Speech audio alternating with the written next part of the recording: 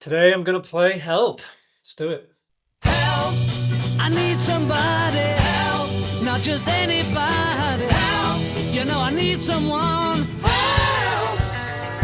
When I was younger, so much younger than today, I never needed anybody's help in any way. But now these days are gone, I'm not so self-assured. Now I find I've changed my mind and open up the doors. Help me if you can, I'm feeling down, and I do appreciate you being around.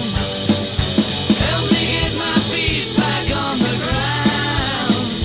Won't you please, please help me? And now my life has changed in so many ways. My independence seems to vanish in the haze. But every now and then I feel so insecure. I know that I just need you like I've never done before. Help me if you can, I'm feeling down, and I do appreciate you being around.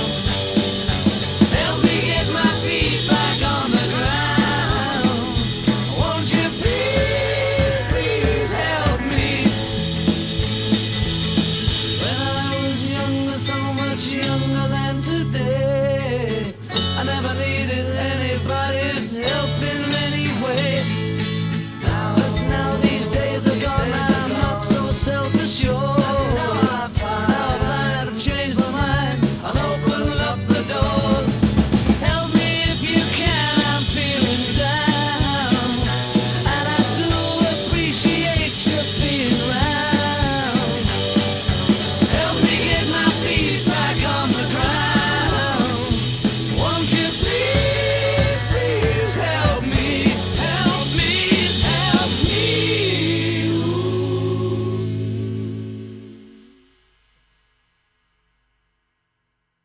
All right, let's talk about Help a little bit. It's a unique song structure. There's basically verse and then chorus. So during the verse parts, there's only kick on one, not 1 and 3. So you got 1 and then 2, 4 on the snare drum. But the real thing going on here is the timekeeping with the right hand.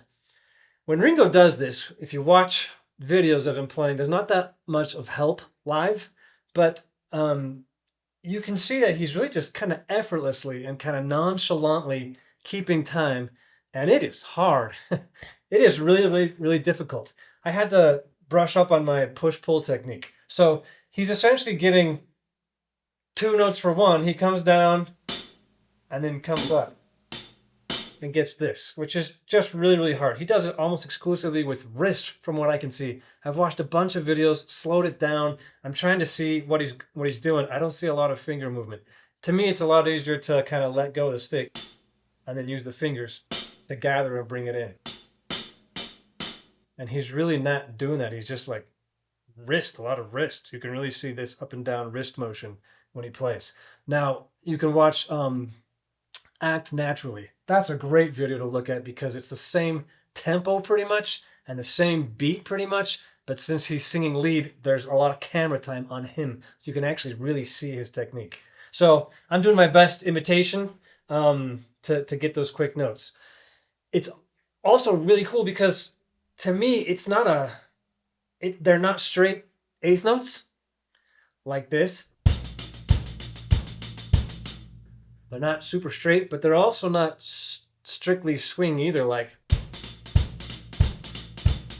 it's somewhere in between, which you can't really define. And if you listen to just the drums only version of him playing, it's not consistent. It changes a bit, and he's not always just ba ba ba ba ba ba ba. There's times where he'll leave a note out and go ba ba ba ba ba ba ba ba ba ba da da da da da da da da da da da da, almost the way a jazz drummer would do with their ride cymbal, where it's varying a lot. As long as they keep the pulse, all the little notes in between aren't super important. They're there for kind of flavor.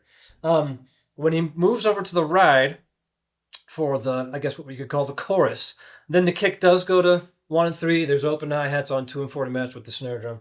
On the record, he doesn't ever play a fill in the middle of that chorus part. I added the fill because I think it's cool, and he does that live, so I hear it in my head when I play, but he doesn't do that on the record. Also on the record, when they do the reprise and go back to the first verse, there is no right-hand timekeeping. It's just kick and snare drum. Live, though, he does do the timekeeping with the right hand, but it's a nice like break from doing all the quick eighth notes to leave it out for the sake of this video.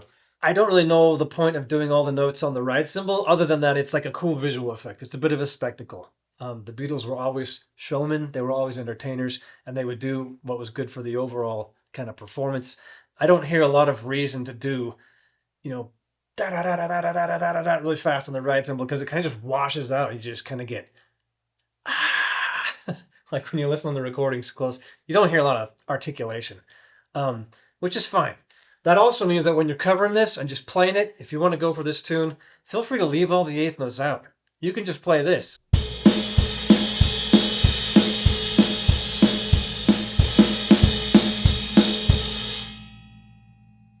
And it works perfectly. Gives the band exactly what they need.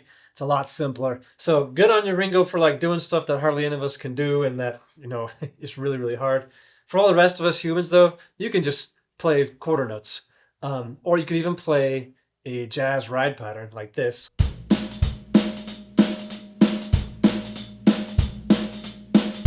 And it comes off as a great shuffle feel. So there's some thoughts about Help. Ringo Starr's the man. Long live the Beatles, and thanks for watching. See you on the next one.